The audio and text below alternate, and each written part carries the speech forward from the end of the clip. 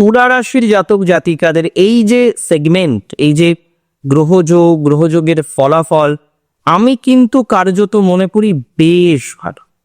এই সংযোগে আপনাদের শুধুমাত্র যে সেলফ ডেভেলপমেন্ট, আপনাদের মাইন্ড ডেভেলপমেন্ট, কনসেন্ট্রেশন বাড়বে তা নয়, তাছাড়াও আমরা যথেষ্ট পরিমাণে পজিটিভিটি এনহান্স করতে পারবো বলে আমি মনে করছি। দেখুন, সিগনিফিকেন্টলি 29শে মার্চ থেকে 14ই এপ্রিল পঞ্চগ্রহ যোগের একটা কম্বিনেশন আছে। এই সময়ে রবি, শুক্র, শনি, রাহু, বুধ, এই প্ল্যানেটগুলোর একটা কম্বিনেশন একসাথে পাওয়া যায়।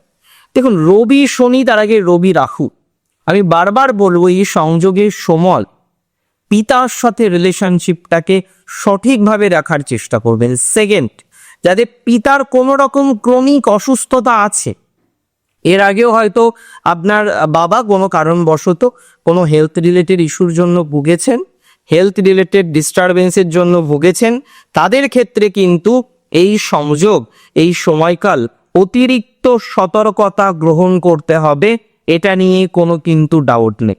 আমি মনে করি পজিটিভিটির জায়গাটা অনেকটা তৈরি হবে যদি আমরা মেপে মেপে পা ফেলতে পারি।